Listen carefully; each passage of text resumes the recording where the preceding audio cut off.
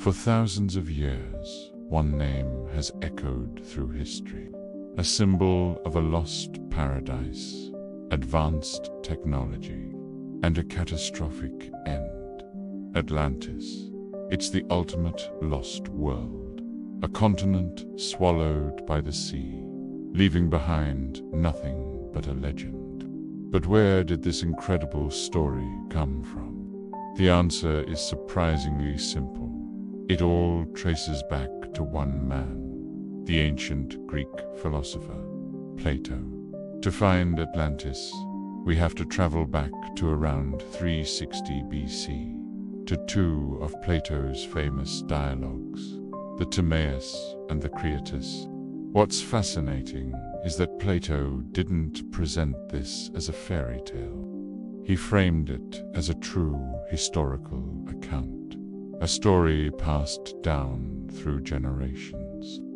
According to him, the tale originated with Egyptian priests, who shared it with the great Athenian statesman.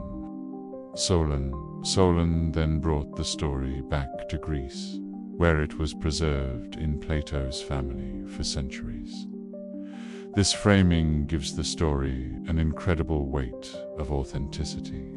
Plato's account places the Golden Age of Atlantis around 9600 BC. That's a mind-boggling 9,000 years before Plato's own time, pushing its existence into a prehistoric era far beyond any recorded history we have.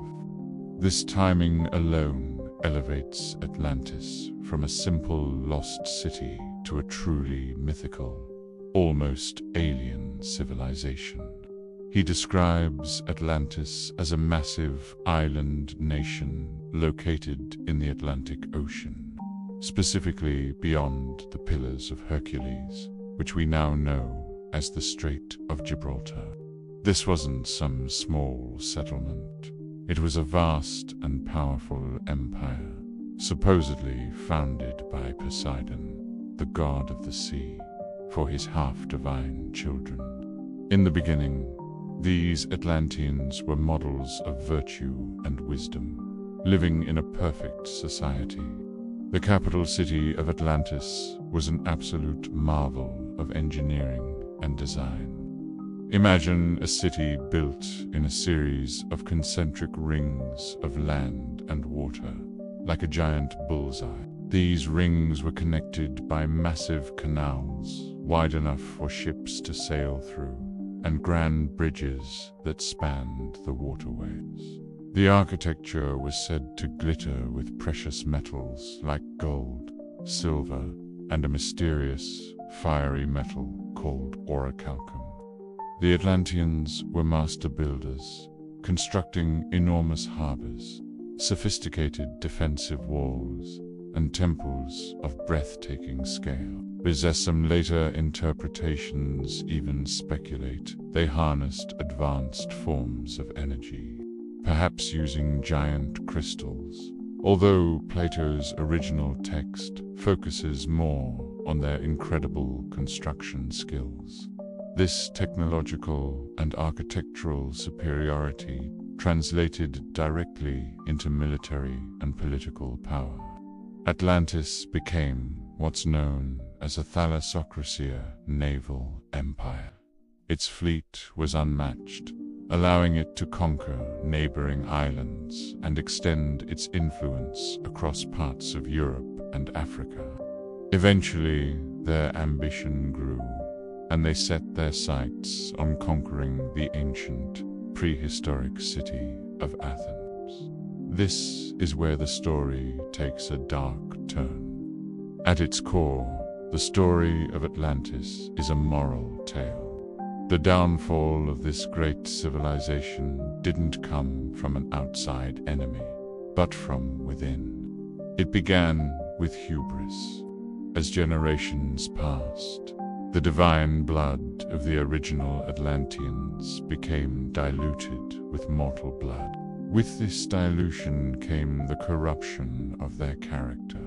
The pure virtue and wisdom of their ancestors were replaced by greed, ambition, and an insatiable lust for power and conquest. They lost their way, becoming arrogant, materialistic, and imperialistic. This profound moral decay ultimately angered the gods of Olympus, led by Zeus himself. Plato's story reaches its climax when Zeus, seeing the wickedness of the Atlanteans, gathers the other gods to decide their fate. The divine judgment was swift, absolute, and terrifying. In a single horrific day and night of misfortune, the island of Atlantis was rocked by violent earthquakes and consumed by catastrophic floods. The entire continent, with all its glory and power, sank beneath the waves of the Atlantic Ocean, vanishing from the face of the earth forever. It was a complete and total obliteration, leaving no survivors and no trace. Ever since Plato shared this dramatic tale, the search for the real Atlantis has captivated explorers, historians, and archaeologists for centuries. Countless theories have emerged, each attempting to pin this legendary civilization to a real-world location and event. One of the most popular and compelling theories connects the myth to a real historical catastrophe, the Minoan Eruption.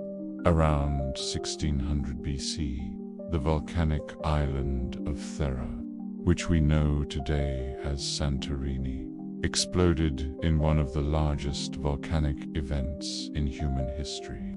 This cataclysmic eruption effectively destroyed the advanced Minoan civilization on the nearby island of Crete. It would have generated massive tsunamis, sent plumes of ash into the sky that blocked out the sun, and caused widespread devastation across the Mediterranean. The sudden, violent end of the Minoans eerily mirrors the fate Plato described for Atlantis. The only problem: the timing is off by thousands of years, and Santorini is in the Aegean Sea, not the Atlantic Ocean. Another set of theories looks for a geological explanation.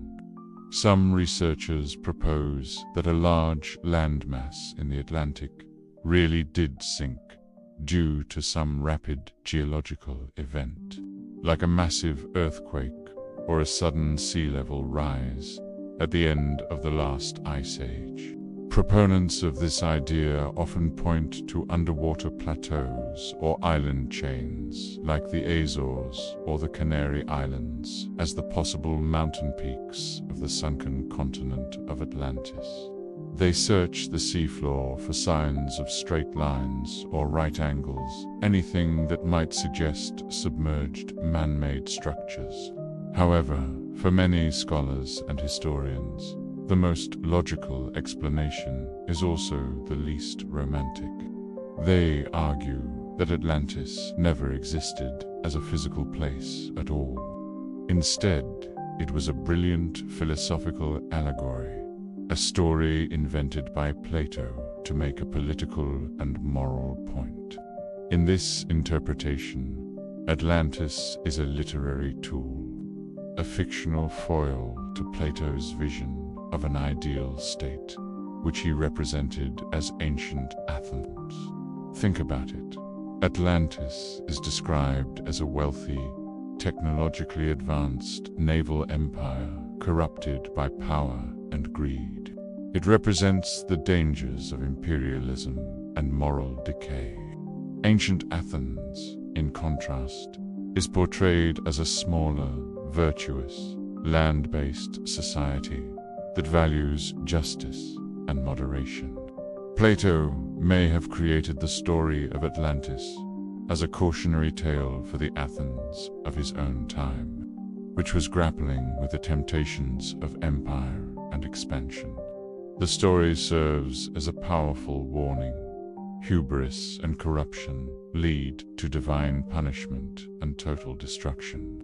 It's a political parable, not a historical record. In the end, the mystery remains. Despite centuries of searching, no definitive, concrete archaeological evidence has ever been found to prove that the Atlantis described by Plato was a real place. We have no artifacts, no ruins, and no primary sources beyond Plato's own dialogues.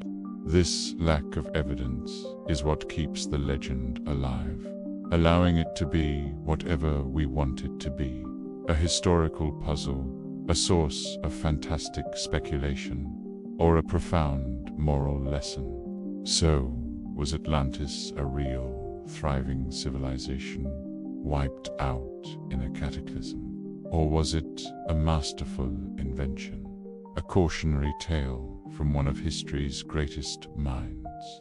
Perhaps we will never know for sure, but whether it was fact or fiction, the legend of Atlantis serves an invaluable purpose. It remains a timeless and powerful story about the dangers of pride and the consequences of losing our moral compass, securing its place as one of the most compelling and enduring mysteries in all of human history. Thanks for watching. If you enjoyed this journey into the mystery of Atlantis, don't forget to like, subscribe, and hit that notification bell for more deep dives into the world's greatest legends. See you next time.